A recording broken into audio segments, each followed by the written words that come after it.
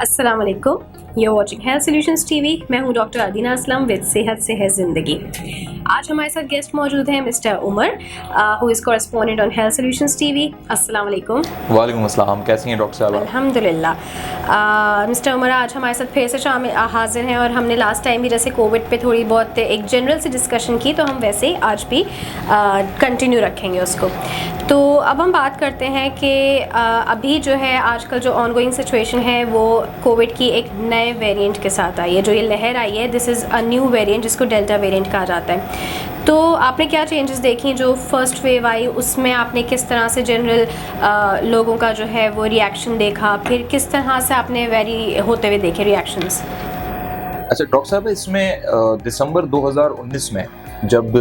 Covid इस दुनिया में इंट्रोड्यूस हुआ चाइना के शहर वुहान से, और फिर वहाँ से जो लोग ट्रैवलिंग करते गए और फिर पूरी दुनिया में ये फैलता चला गया, तो पाकिस्तान में मजमूई तौर पे जो सही मायनों में ऑब्जर्वेशन हुई वो मार्च 2020 की। यानी पाकिस्तान में इस वायरस को आने में तकरीबन 3 महीने लगे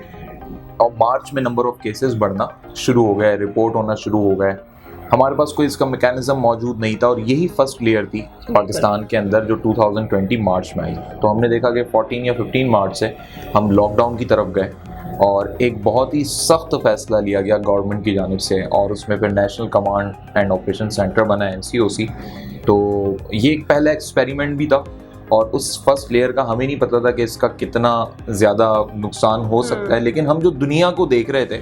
उस दुनिया को देखते हुए हमने जो तजुर्बा लिया तो उसमें NCOC को और जो हुकाम बाला हैं उनको यही बेहतर लगा कि हम अभी क्वारंटीन कर दें लोगों को, शहर बंद कर दें, सड़कें बंद कर दें। यानी पाकिस्तान में जो फर्स्ट लेयर में लॉकडाउन लगा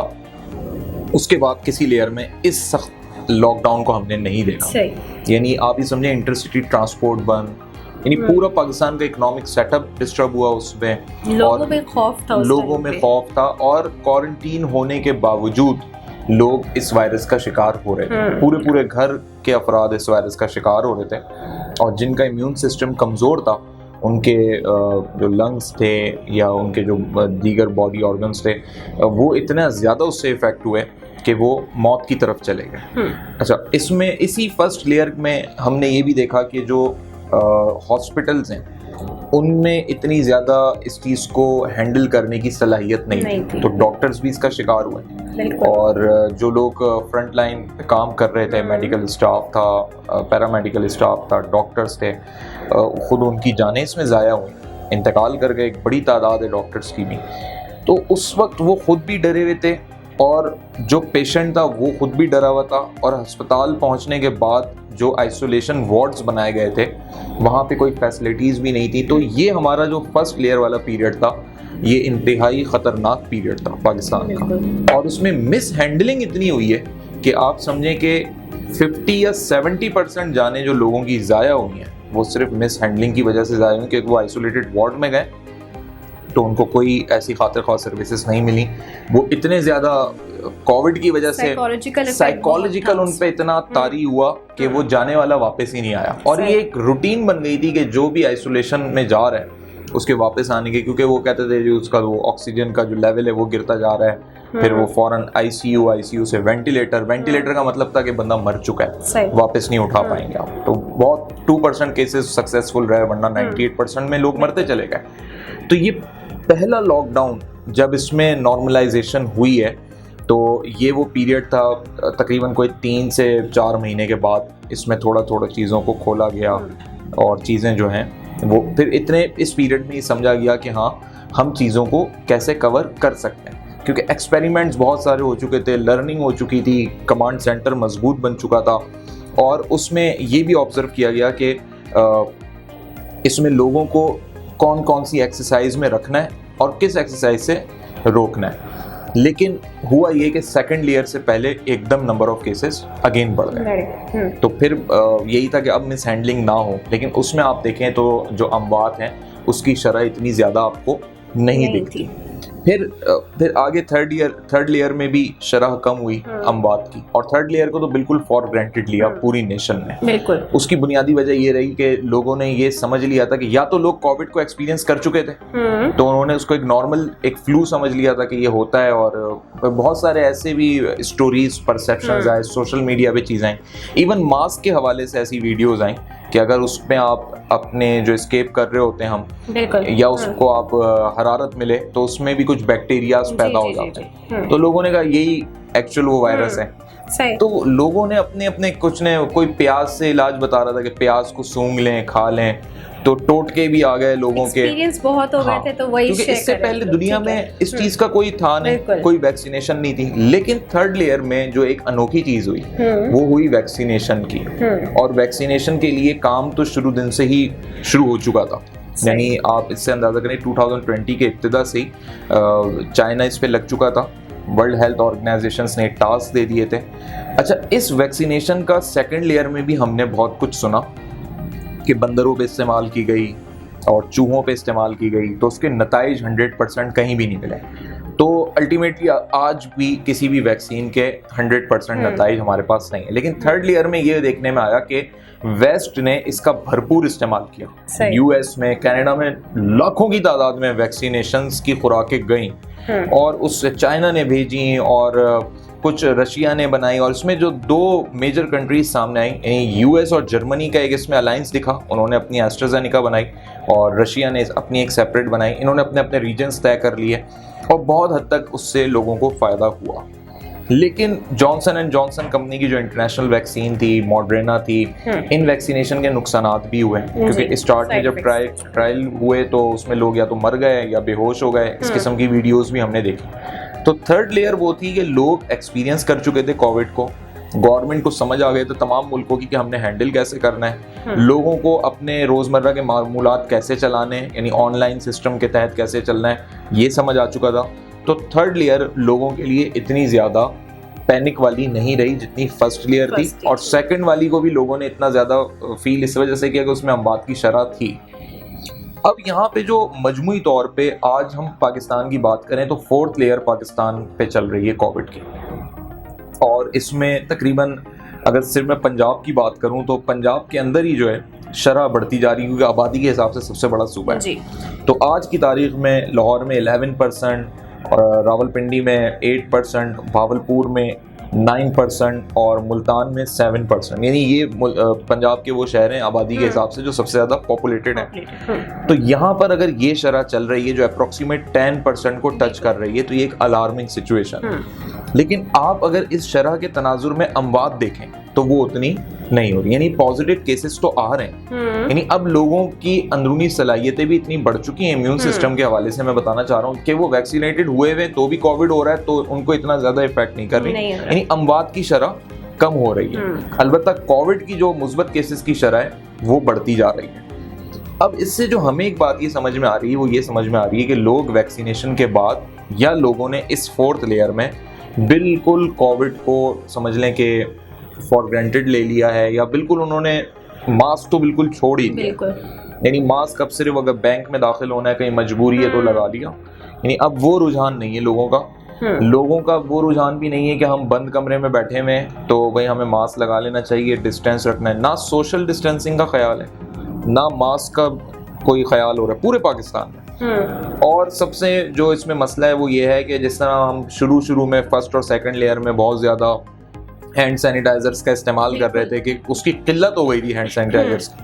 अब वो हैंड सैनिटाइजर्स का भी इस्तेमाल, हम अगेन कोविड से पहले वाली रूटीन पे आ चुके हैं। और अब हमारे लिए मास्क सिर्फ उस हद तक रह गया कि बस किसी को छींकते हुए देख लिया, अवेयरनेस है तो पहन लिया हमने कि यार उसकी वजह से मुझे कुछ ना हो जाए। अदरवाइज लोग अब जो है ना एक साथ मिलजुल के बैठ भी रहे हैं, लोगों ने यूज टू होने के साथ साथ लोग चाह ही नहीं रहे। और इसमें मैं ये नहीं कहूँगा कि ये तबका नहीं चाह रहा या वो तबका नहीं चाह रहा, मजमूई तौर पे लोगों की ये एक साइकी बन गई है कि लोग अब इस पाबंदी में आना नहीं चाह रहे। इवन लोगों ने ये जहनी तौर पे खुद को तैयार कर लिया कि अगर हम बीमार पड़ते भी हैं तो हम रिकवर हो जाएंगे। उसकी दो वजूहत हैं कि या तो उन्होंने वैक्सीनेशन करवा ली,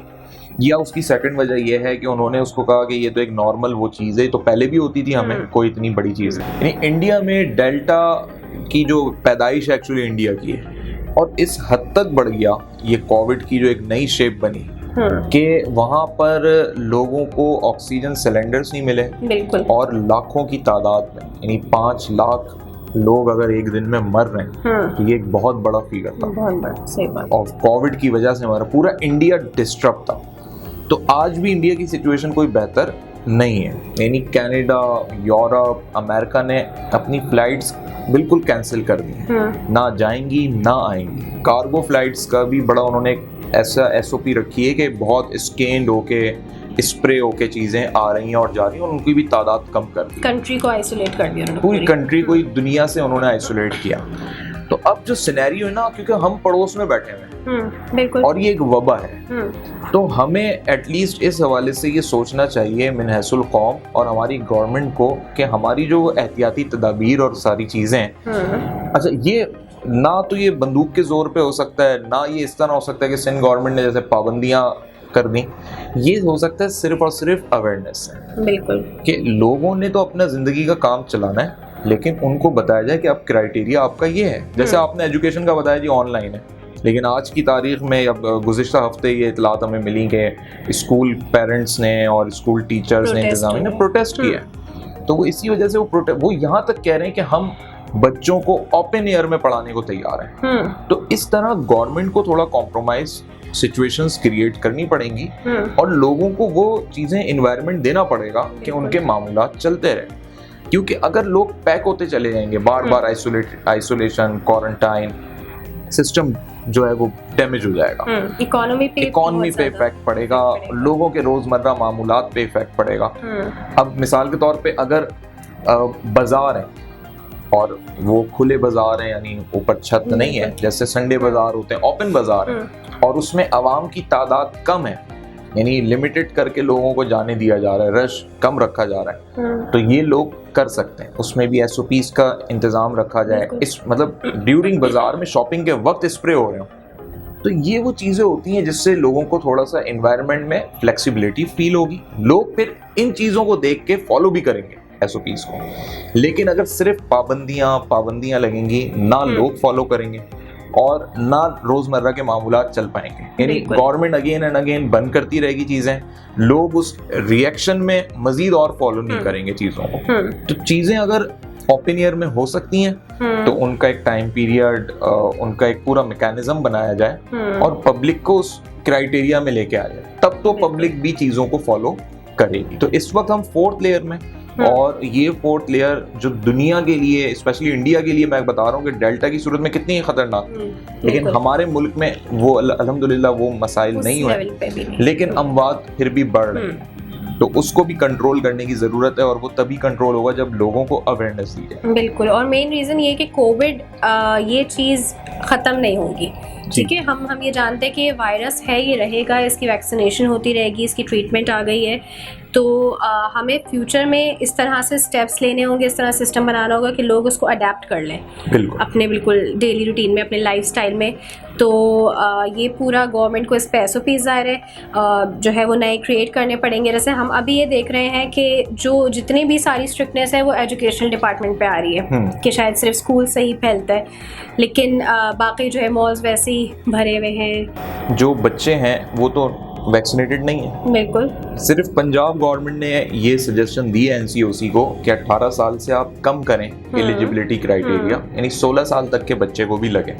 तो 9 मैट्रिक का जो बच्चा होता है वो 15-16 साल तक का होता है, तो स्कूल को आप उनके लिए खोल सकते हैं, यानी वो वैक्सीनेशन के बाद आ सकते हैं। तो अब ये हमारी गवर्नमेंट के साथ साथ जो यहाँ पे रिसर्च एंड डेवलपमेंट इंस्टीट्यूट्स हैं या ऐसी ऑर्गेनाइजेशंस हैं, उनको इस पे काम करने की ज़रूरत है कि वो ये देखें कि हम बच्चों को वैक्सीन लगा सकते हैं या नहीं लगा सकते हैं, कुछ ट्रायल्स इस पे होने चाहिए,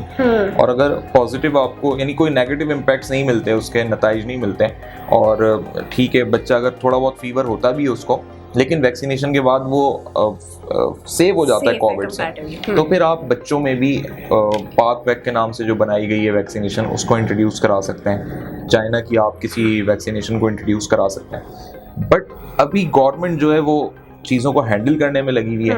और जो डिस्टर्बेंस सबसे ज़्यादा हो रही है वो एजुकेशन सेक्टर में ही हो रही है, और उसको कंट्रोल करने के लिए गवर्नमेंट के पास कोई, ना फेडरल गवर्नमेंट के पास ना सिंध गवर्नमेंट के पास कोई लायामल नहीं है, ना सिवाय इसके कि पंजाब गवर्नमेंट ने सजेशन दी है। अब उसमें देखें कि बच्चों को अलाउ करते हैं या नहीं करते हैं। लेट्स होप सो कि हमारे लिए चीज़ें बेहतर हो जाए, हमारे मुल्क के लिए जो बेहतर हो वो हो, और कोविड की ये जो सिचुएशन है, जो इतनी लाइफ थ्रेटनिंग सिचुएशन है, इंशाल्लाह उससे हमें बहुत जल्द निजात मिले।